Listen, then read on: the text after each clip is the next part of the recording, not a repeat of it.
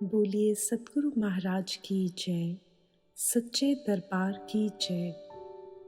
आज हम दिव्य ज्योति जागृति संस्थान की मासिक पत्रिका अखंड ज्ञान से साप्ताहिक सत्संग प्रस्तुत करते हैं, जो परम पावन आशुतोष महाराज जी से प्रेरित है। आज का सत्संग हिंदी अखंड ज्ञान जुलाई 2018 से लिया गया है, जिसका शीर्षक है कैसे बनूं आपका उत्तराधिकारी। गुरु भक्ति का मार्ग एक महाकाय हिमशैल यानी आइसबर्ग जैसा है, जो सिंधु के अंत में तैरता है। ऊपर से वह जितना दिखता है बस उतना ही नहीं होता, सतह के नीचे उसका असल अस्तित्व रहता है, जो खुली आंखों से दिखाई नहीं देता।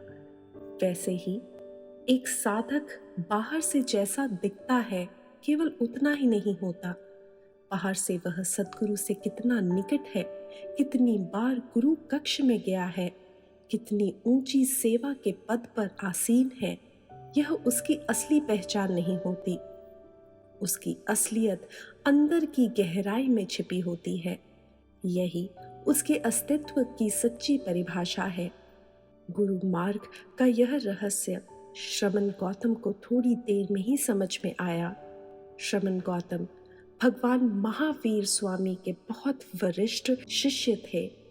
एक दिन भगवान महावीर की आज्ञा से वह अपने गुरु भाइयों साल और महासाल के साथ पृष्ठ चंपा पहुंचे।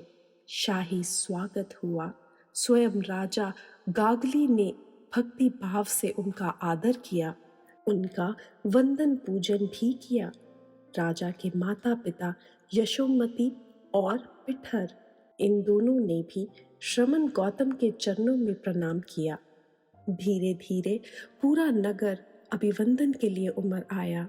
सबके बीच ऊंचे मंच पर एक स्वर्ण कमल का आसन सुशोभित किया गया। उस पर श्रमण गौतम को बिठाया गया। आग्रह किया गया, हे गौतम, आप महावीर भगवान के कुछ उपदेश हमें भी सुनाइए। श्रमण गौतम अभिभूत हो उठे और प्रवचन करने लगे। महावीर स्वामी कहते हैं, हम सब के भीतर एक शाश्वत बसंत है, सदाबहार फूलों का बगीचा है। बाहर के संसार में तो केवल पतझड़ है, पर भीतर के संसार में नहीं। हे श्रमण वीर, हमें भी आंतरिक जगत के इस शाश्वत बसंत और सदाबहार फूलों का साक्षात्कार करवाइए। हमारी आंतरिक दिव्यता से हमें मिलवाइए। नयन प्यालियों में अश्रु भरकर राजा ने ज्ञान दीक्षा की भिक्षा मांगी। प्रवचन सभा के बाद एक भव्य दीक्षा शिविर लगाया गया। राजा गागली उनके माता पिता सहित लगभग पूरे नगर को श्रमण गौतम ने महावीर की आंतरिक ज्ञान की संपदा बांटी। अंतर ज्योति का दिव्य साक्षात्कार करा के राजा और उसका परिवार वैरागी सा हो गया। सबने महावीर स्वामी के प्रत्यक्ष दर्शन करने की हार्दिक प्रार्थना भी की। अगले ही दिन राजपथ से 4 यात्री निकलते हुए दिखाई दिए। सबसे आगे थे वरिष्ठ श्रमण गौतम, उनके पीछे थे गुरु भाई साल और महासाल, और उनके पीछे चल रहे थे राजा गागली और उनके माता पिता। राह लंबी थी, चलते जाना था। साधारण लोग तो गप्पे हाँक कर ही सफर काट लेते हैं, पर साधकगण चिंतन, मनन और सुमिरन कर समय का सदुपयोग करते हैं। इसलिए यह 6 साधक साथ साथ चलते हुए अपने आप में ही समाये थे, पर इनके मनन सुमिरन के किस्से बिल्कुल अलग अलग थे। श्रमण गौतम का चिंतन मैं पर अटका हुआ था। अहम का सर्प उन पर पूरी तरह लिपटा हुआ था। वह सोच रहे थे, वाह क्या प्रख्याति है मेरी, महावीर स्वामी का अनन्य शिष्य जो हूं मैं, इसलिए कैसा राजसी स्वागत हुआ मेरा, कितनी जनता उमड़ घुमड़ आई थी मुझे देखने के लिए। और देखो ना, पृष्ठ चंपा का राजा कैसे मंत्र मुक्त हो गया, लट्टू हुआ पीछे पीछे चला आ रहा है। इन वैचारिक बेड़ियों की जकड़ श्रमण गौतम पर कसती जा रही थी, पर बाकी पांच अपने आप में ही विनीत थे। उनकी चेतना महावीर स्वामी के महाभाव में ही तैर रही थी। भगवान का आभा मंडल उन्हें खींच रहा था। उनसे शीघ्र मिलन की तड़प ज्वाला बनकर उन सबके पाप जला रही थी।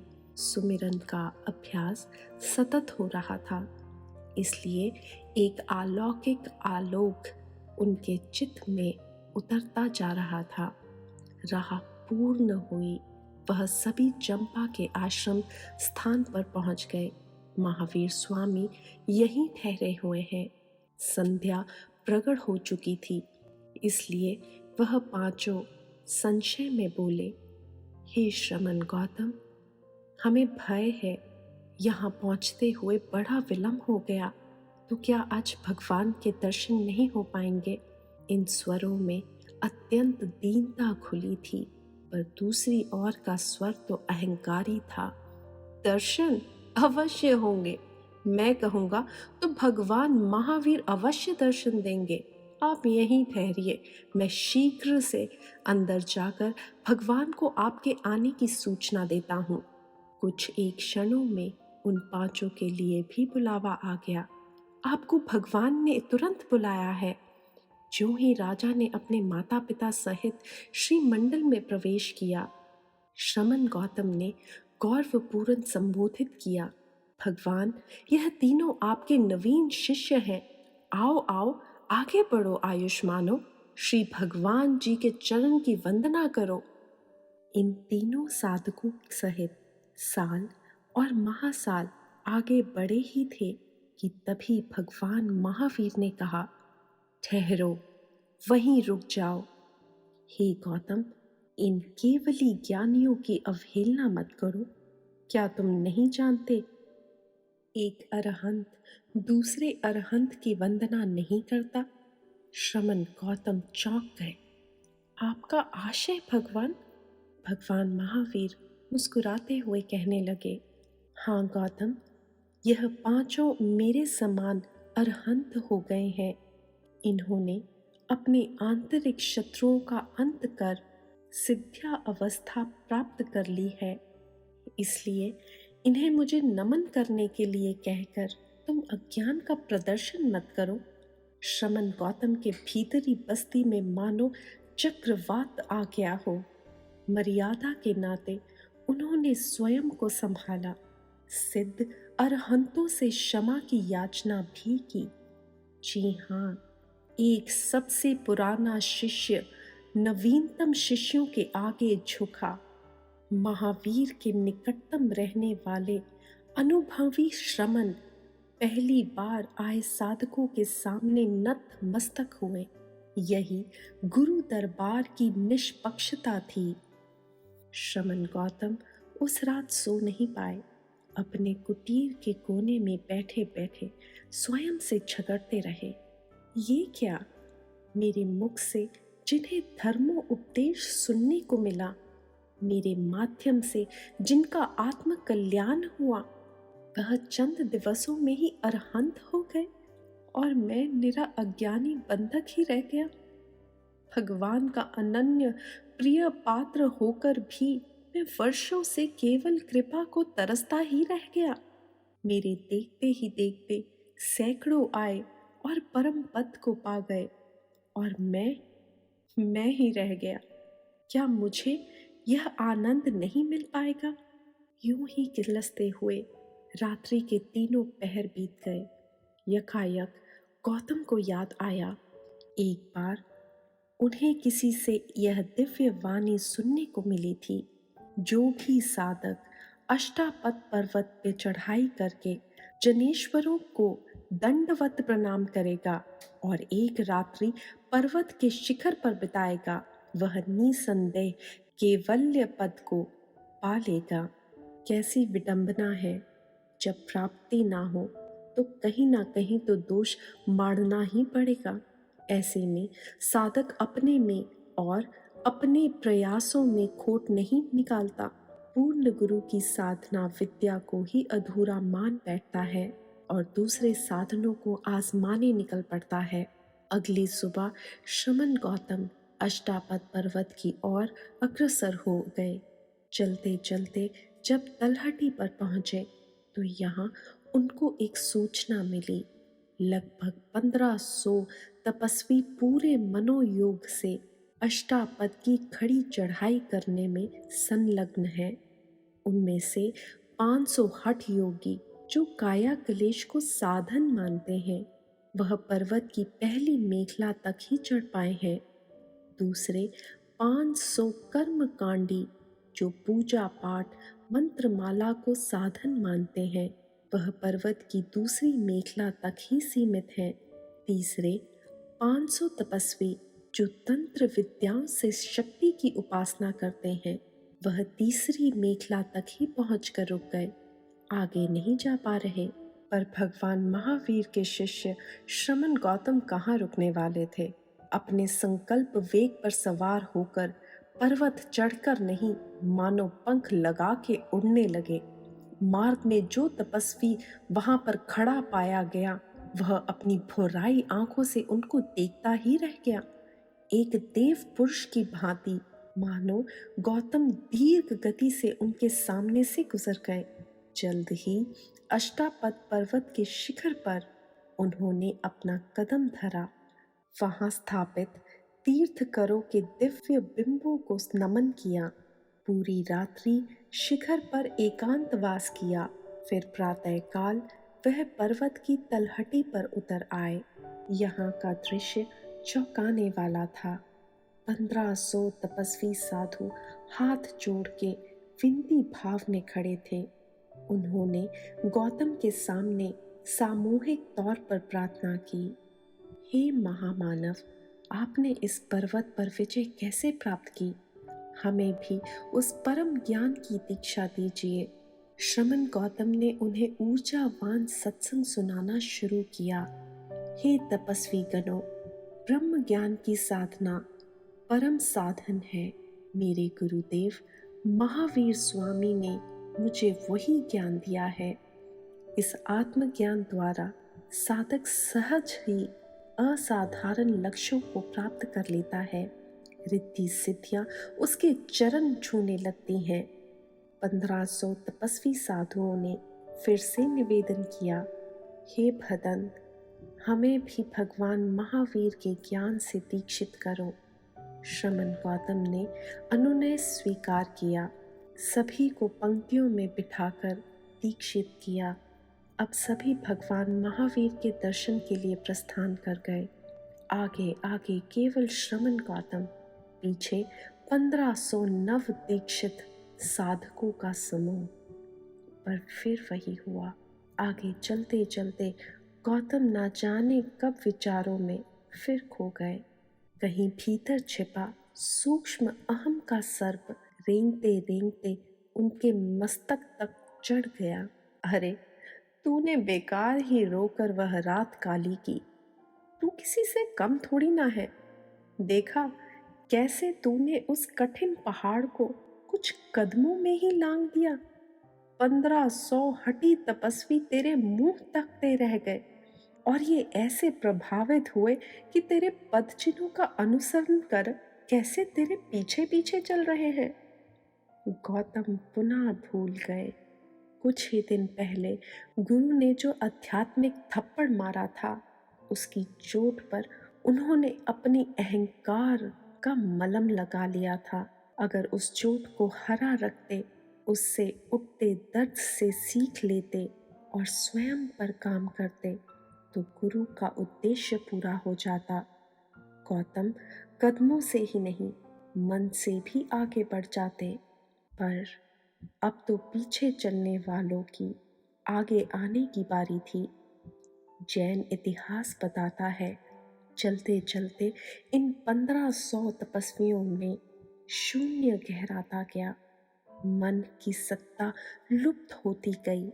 सभी महावीरमय होते गए और फिर वह पारलौकिक मुहूर्त आ गया। दूर से ही भगवान महावीर को देखकर वह 1500 शिष्य केवल्य अवस्था को पा गए। क्योंकि गौतम भूल गए थे, इसलिए गुरु दरबार ने उसके लिए फिर वही दृश्य संजो कर रखा था। गौतम ने 1500 तपस्वियों के संग श्री मंडल में प्रवेश किया। उनके सीने में फुलाव स्पष्ट नजर आ रहा था। गर्व से भरे हुए स्वर में बोले, हे नवदीक्षित भाग्यवानों, ये है हमारे भगवान महावीर, इनके श्री चरणों का प्रक्षालन करो। उधर से भगवान महावीर का दिव्य स्वर पुनः उठकर आया, ठहरो, हे आयुष्मान गौतम, तुम्हें बताया था ना, केवली दूसरे केवली की वंदना नहीं करता। यह 1500 तपस्वी अरहंत हो गए हैं। अरहंत अरहंत के आगे नहीं झुकते, क्योंकि वह तो एक दूसरे के दर्पण हो जाते हैं। गौतम पर जैसे इंद्र का वज्र गिरा हो। वेदना फिर हरी हो उठी। हाय, ये कैसे हो गया? जो मेरे प्रभाव से यहाँ आए वह वृक्ष बन गए और मैं ठूठ का ठूठ ही रह गया। जिन्हें मेरे द्वारा उपदेश मिला, दीक्षा प्राप्त हुई, वह केवली, और ये मैं और मेरा ही तो मुझे पीछे रोक रहा है। देवानुप्रिय गौतम, महावीर बोल उठे, कोई किसी के प्रभाव से महावीर तक नहीं पहुंचता। महावीर का प्रभाव ही एकमात्र आकर्षण है। तुझसे झलक कर मैं ही अपनी इन आत्माओं को अपने पास ले आया हूँ। तू तो केवल माध्यम है। गौतम बोले, यह मैं मानता हूँ भगवान, तभी तो मैं जहाँ भी गया वहाँ यही कहा, भगवान महावीर के उपदेश हैं ये, उन्हीं का ज्ञान है ये। भगवान महावीर विनम्र स्वर में बोले, तुमने केवल माना, जाना नहीं। तुमने केवल कहा, अनुसरण नहीं किया। नहीं तो तुम महावीर का मार्ग छोड़कर अष्टापद पर्वत की यात्रा क्यों करते? अपने जीवंत तीर्थ कर से अलग पर्वत शिखर पर क्यों चढ़ते? उसकी वंदना क्यों करते? कहो गौतम, कहो। गौतम ने झुंझुलाते हुए कहा, हे भगवान, मैं तो आपके बहुत नज़दीक रहता हूँ, फिर भी केवली प्रसाद से मैं वंचित क्यों? भगवान महावीर ने कहा, निकटता? हाँ, सही कहा तुमने। तुम मेरे देह के नज़दीक हो, इसलिए मेरी देह से संबंधित संपदाएं तुम्हारी हो गई। मेरी भौतिक विभूतियां तुम्हारी हो गई। मेरे उपदेशों की सामग्री तुम्हारी हो गई। एक सांसारिक पिता की भांति मैंने तुम्हें पुत्र जैसा प्रेम किया। परंतु गौतम, केवली पद तो आत्मिक संपदा है। यदि तुम मेरी आत्मा के निकट रहते तो इसके अधिकारी भी बन जाते।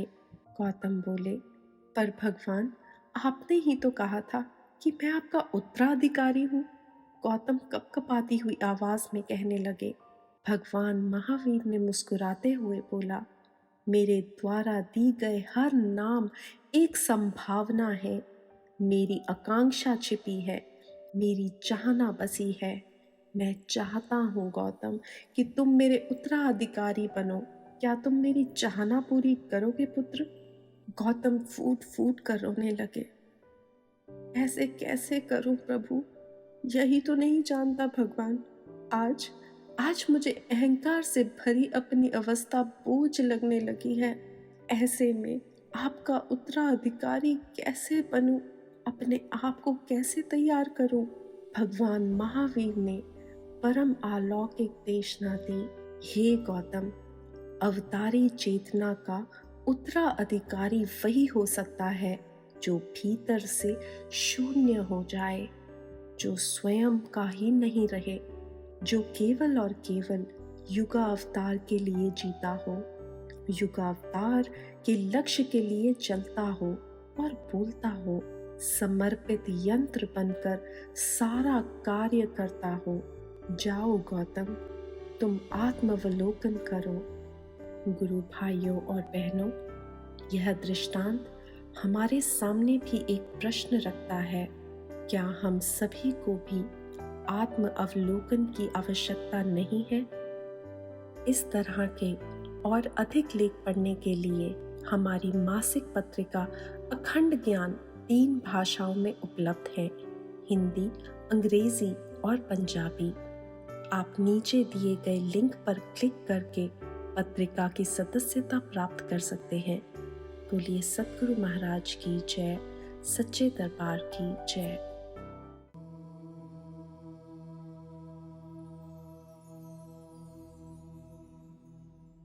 अभी आपने अखंड ज्ञान का सत्संग सुना। सर्वप्रथम मैं इसके लिए आभार प्रकट करती हूँ और आपसे प्रार्थना करती हूँ कि आप सब विश्रामदायक स्थिति में बैठ जाएं। अपने नेत्रों को बंद कर लें। अपना ध्यान सांसों पर केंद्रित करें। एक लंबी गहरी सांस पेट तक भरें। कुछ क्षण रोकें और अब पेट को अंदर खींचते हुए सांस को बाहर छोड़ दें। इस प्रकार इन आती जाती सांसों के द्वारा आप शांति के महत्वपूर्ण क्षणों का पूर्ण आनंद लें और इसके साथ साथ विचार करें कि अखंड ज्ञान से आपने आज जो सत्संग सुना है उसकी शिक्षा को आप किस प्रकार अपने जीवन में उतार सकते हैं।